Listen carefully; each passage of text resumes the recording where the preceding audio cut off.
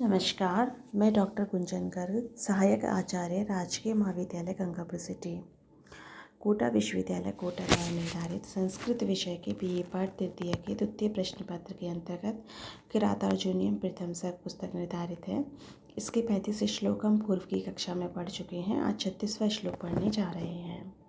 हमने इसमें पढ़ा था कि महाराजा युधिष्ठिर अपने भाइयों और पत्नी के साथ वन में रह रहे हैं और वह युधिष्ठिर की शासन व्यवस्था को जानने के लिए एक वनेचर को हस्तिनापुर भेजते हैं। वह वनेचर युधिष्ठिर के द्वारा की गई जा रही अच्छी नीतियों को, सुशासन व्यवस्था को जान कर के वन में आकर के युधिष्ठिर को बताता है और युधिष्ठिर उन सब बातों को अपने भाइयों और पत्नी के समक्ष कहता है। तो उससे जो द्रौपदी है बड़ी आहत हो जाती है और वह युधिष्ठिर को उत्तेजित करने के लिए कुछ बातों को कहती है। वही प्रसंग इसमें है। द्रौपदी कह रही हैं युधिष्ठिर से, वनांत शय्या कठिनी कृताकृति, कि वन रूपी शैया पर सोने से कठोर जिनकी आकृति हो गई है, जिनका शरीर कठोर हो गया है। कचाचितौ विश्वक, विश्वक यानी सब और जिनके कचाचितौ यानी केश बढ़ गए हैं। अगजौ गजौ, जो जंगली हाथियों के समान। कथम कैसे, तुम एतौ इन दोनों। धृति संयमो, धैर्य और संयम रूपी यमो नकुल सहदेव को विलोकन देखते हुए उत्साह से उत्साहित नहीं होते, ना नहीं बाधितुम यानी पीड़ित करने के लिए, छोड़ने के लिए। वनांत शय्या कठिनी कृताकृति, कि वनांत शय्या वन की शैया पर वन में शयन करने के कारण जिनकी शरीर की आकृति जो है कठोर हो गई है। विश्वक कचाचितौ, चारों ओर जिनके केश पड़े हुए हैं। अगजौ गजौ, एवं जंगली हाथी के समान। एतौ यमौ, इन दोनों नकुल सहदेव को विलोकन देखते हुए। तुम कथम, तुम कैसे। धृति संयमम, अपने धैर्य और संयम को बाधितुम छोड़ने के लिए ना उत्साह से नहीं उत्साहित होते। एक बार पुनः, वनांत शय्या कठिनी कृताकृति, वन की शैया पर सोने से जिनकी आकृति कठोर हो गई है। विश्वक कचाचितौ, सब जगह जिनके बाल पड़े हुए हैं। अगजौ गजौ, एक जंगली हाथी के समान। एतौ, इन दोनों। यमौ, नकुल सहदेव को विलोकन देखते हुए। तुम कथम कैसे। धृति संयमौ, धैर्य और संयम को बाधितुम छोड़ने के लिए न उत्साह से उत्साहित नहीं हो रहे हैं। द्रौपदी जो है वो युधिष्ठिर को उत्तेजित करने के लिए सब बातें कह रही है। उपमा अलंकार है यहाँ पे। बाधितुम बाद धातु से तुमन प्रत्यय का प्रयोग है। विलोकन भी उपसर्ग लुक धातु से क्षत्रिय प्रत्यय का प्रयोग किया गया है। अगला श्लोक है हमारा।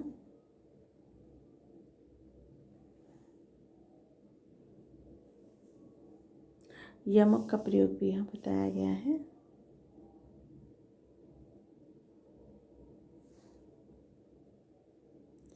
देखिए, इमाम अहम वेदन ताप की थियम विचित्र रूपा खलु चित्तवृत्त्या विचिन्त्यन्त्या भवता आपत पराम रुजन्ति चेता प्रस्वमम आद्या। इमाम, इसको, अहम मैं, वेद जानती हूँ, ना नहीं, ताव किम ध्यम तुम्हारी बुद्धि को, मैं इस तुम्हारी बुद्धि को नहीं जानती हूँ। विचित्र रूपा खलु चित्तवृत्त्या, चित्त की वृत्तियाँ निश्चय ही अलग अलग प्रकार की होती हैं। सभी की सोच अलग अलग होती है। विचिन्त्यन्त्या, सोचते हुए। भवद आपद पराम, आपकी इस महान विपत्ति को सोचते हुए। रुजंती, पीड़ित करती हैं। चेतः, चित्त को, हृदय को।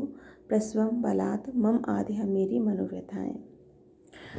द्रौपदी कह रही है, इमाम तावकीम धियम अहम न वेद, इस आपकी बुद्धि को मैं नहीं जानती कि आप क्या सोच कर के धैर्य धारण किए बैठे हैं, इसको मैं नहीं जानती ही, क्योंकि चित्त वृत्तियाँ विचित्र रूपाकल, क्योंकि चित्त की वृत्तियाँ हैं वो अलग अलग प्रकार की होती हैं। अर्थात व्यक्ति की जो सोच होती है, व्यक्ति के जो विचार होते हैं वो अलग अलग होते हैं। लेकिन पराम भवद आपदाम विलोक्यंत है, लेकिन अत्यधिक विशाल आपकी इस आपत्ति को देखते हुए। मम चेत आद्या, मेरे हृदय को मनोव्यथाएं प्रस्वम रुचंती बलात् पीड़ित कर रही हैं, हठात पीड़ित कर रही हैं। एक बार पुनः, इमाम तावकीम धियम अहम न वेद, इस आपकी बुद्धि को मैं नहीं जानती हूँ, किंतु क्योंकि चित्तवृत्त्यः विचित्ररूपाः किल, क्योंकि जो चित्त की वृत्तियाँ होती हैं खलु निश्चय ही अलग अलग प्रकार की होती हैं, भिन्न भिन्न होती हैं। पराम भवद आपदम विचिन्त्यन्ते, लेकिन आपकी इस महान विपत्ति को देखते हुए, सोचते हुए, मम चेतः, मेरे हृदय की आधियाँ मनोव्यथाएँ जो हैं वो मेरे हृदय को प्रस्वम रुजंती, बलात् पीड़ित कर रही हैं। विचिन्त्यन्ते वे उपसर्ग चिंत धातु से क्षत्रिय प्रत्यय का ही प्रयोग किया गया है यहाँ। मम आद्यः दीर्घ संधि है। अगला श्लोक है पुराधिरूढ़ है, अर्थांतरन्यास अलंकार था 37वें श्लोक में। यहाँ पे सुक्ति का प्रयोग होने से विचित्र रूपा खलु चित्तवृत्त्यः। अगला श्लोक है पुराधिरूढ़ शयनम महाधनम विवोध्यसे यः स्तुतिगीति मंगलैः अदभ्रतर्वाम अधिशय्य सास्थलीम जहासी निद्राम अशिवै शिवारुतैः। पुरा पहले, अधिरूढ़ शयनम शैया पर आरूढ़ हुए, महाधनम महारूपी धन वाले,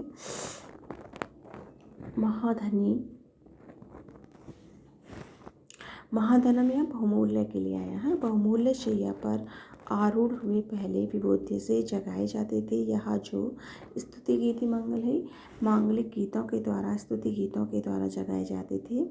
अदभ्र तरवाम अधिशय्य सा स्थलीम, और वह अदभ्र तरवाम अत्यधिक कुशों वाली शैया को, स्थली को सो करके, अशिवई जहासी छोड़ते हैं, निद्राम नींद को, अशिवई शुभारुत ही अकल्याणकारी गीदड़ियों की ध्वनि से विभूति से जगाए जाते हैं। पार्वती जो द्रौपदी हैं वो युधिष्ठिर से कह रही है कि यह महाधनम जो बहुमूल्य शयनम अधिरूढ़, जो बहुमूल्य शैया पर आरूढ़ हुए आप, स्तुति गीति मंगले पुरा विभूति से मांगलिक स्तुति गीतों के द्वारा पहले जगाए जाते थे। सा वह अदभ्र तरवाम स्थलीम अधिशय्य, वह आप अत्यधिक कुशों वाली सैया पर सोकर के, अशिवई शिवारुतई अकल्याणकारी गीदड़ियों की ध्वनियों के द्वारा विभूति से जगाए जा रहे हो। यानी पहले जो मांगलिक गीतों के द्वारा आप जगाए जाते थे और अब आप अमांगलिक और कर्कश गीदड़ियों की आवाज़ों के द्वारा जगाए जा रहे हैं। यानी कि ये समय की विचित्रता यही है, जो आप एक श्रेष्ठ जीवन व्यतीत कर रहे थे वो आज आप कष्ट में जीवन व्यतीत कर रहे हो। पूर्व प्लस अधिरूढ़ दीर्घ संधि का प्रयोग किया गया है। शिवारुते, हाँ आगे हम बढ़ते हैं। यहाँ पे पुरोपनीतम नृपरमणीयकम रामणीयकम दुजातिशेषेन यद एतद अंधसा तद अतिते वन्य फलाशिनः परम्परयति काश्यम यशसा समम बपुः। पुर यानी पहले, उपनीतम प्राप्त, नृप हे राजन, रामणीकम सुंदरता को, दुजातिशेषेन ब्राह्मणों के खाने के बाद बचे हुए, यत जो, एतद यह, अंधसा अन्न से, तद तो, अद्य आज, ते वे, वन्य फलाशिनः जंगली फलों को खाने वाला, परम परयति प्राप्त हो गया है, अत्यधिक, कार्चयम क्षीणता को, यशसा समम यश के समान, बपु शरीर। हे नृप, हे राजन, यद एतत् बपु जो यह आपका शरीर, पूरा पहले, दुजाति शेषिन ब्राह्मणों के द्वारा खाए गए अन्न के बाद बचे, अंधसा अन्न से, रामणीकम उपनीतम सुंदरता को प्राप्त हो गया था। यानी पहले जब ब्राह्मण भोजन कर लेते थे उसके बाद आप भोजन करते थे जिससे आपका शरीर सुंदरता को प्राप्त हो गया था। आदि आज, वन्य फलाशिनः जंगली फलों को खाने से, ते वे वह तुम्हारा शरीर, यशसा समम यश के समान, परम कार्श्यम पर रहती अत्यधिक क्षीणता को प्राप्त हो गया है। जैसे तुम्हारा यश कम होता जा रहा है वैसे ही तुम्हारा जो शरीर है वो अब दुर्बल हो गया है। यहाँ यशसा समम सहसाकम सार्धम समम योगी तृतीया, समम शब्द के योग में यशसा में तृतीय विभक्ति का प्रयोग किया गया है। पूर्व उपनीतम गुण संधि का यहाँ प्रयोग किया गया है। अगला श्लोक है अनाहरतम यौ मणिपीठ चायिनौ अरञ्जत राजशिरसिर्जां रजः निशीदितः तौ चरणौ वनेषु ते मृगद्विजालूनशिखेषु परेषाम्। अनारतं निरंतर यौ, जो दोनों मणिपीठ पर शयन करने वाले, अर्थात मणिपीठ पर पढ़ने वाले, जो आपके दोनों चरण मणिपीठ पर रहते थे, अरंजित सुशोभित हो जाते थे, लालिमा युक्त हो जाते थे। राजश्रेय सिरजाम रजहा, जो राजाओं के सिरों पे गले में पहनी हुई मालाओं के पराग से लाल हो जाते थे। निषिदितः पढ़ते हैं, तौ चरणों वे दोनों चरण, वनेषु वनों में, ते वे, मृग द्विजालून शिखेषु हिरणों और ब्राह्मणों के द्वारा काट ली गई जिनकी शिखाएं ऐसे परेशान कुशों पर। अनारतम मणिपीठ शायिनौ यौ ते चरणम, निरंतर मणिपीठ पर रहने वाले जो वे आपके चरण। राजशिरय सिरजाम रजा अरंजत, राजाओं के सिर की मालाओं के परागों से लाल हो जाते थे, तौ वे दोनों चरण। मृग द्विजालून शिखेषु, हिरण और ब्राह्मणों के द्वारा जिनकी शिखाएं काट ली गई हैं, ऐसे परेशा वनेषु, ऐसे कुशों के वनों पर निषेधत पढ़ते हैं। तात्पर्य यह है कि आपके चरण जब आप सिंहासन पे बैठते थे या श्रेष्ठ आसन पे बैठते थे तो मणिपीठ पर रहते थे, और आप तो जो राजा लोग हैं, अन्य राजा लोग आकर आपको प्रणाम करते थे, आपके सामने शीश झुकाते थे, तो उनकी मालाओं की जो झुकी हुई उनके सिर हैं, उनकी जो मालाएं हैं, उसके परागों से आपके चरण लाल हो जाते थे। और वही चरण आज जंगल में ऐसे कुश जिनकी नोक काट ली गई हैं, ऐसे कुशों पर वाली भूमि पर पड़ते हैं। तो यह एक विडंबना है, इस समय की विडंबना है और एक कष्टप्रद स्थिति है। फिर भी आपको क्रोध नहीं आता है और आप धैर्य धारण किए हुए बैठे हैं, ये मुझे समझ नहीं आता है, यह द्रौपदी राजा युधिष्ठिर से कहना चाह रही हैं। एक बार पुनः, निरंतर मणिपीठ पर शयन करने वाले, मणिपीठ पर रहने वाले, जो वे आपके चरण राजाओं के सिर की मालाओं के पराग से लाल हो जाते थे, अब वे दोनों चरण हिरण और ब्राह्मणों के द्वारा काट ली गई हैं शिखाएं जिनकी ऐसे कुशों वाले वनों पर पड़ रहे हैं। मणिपीठ शायिनौ अरंजयत, यहाँ अयादि संधि का प्रयोग किया गया है।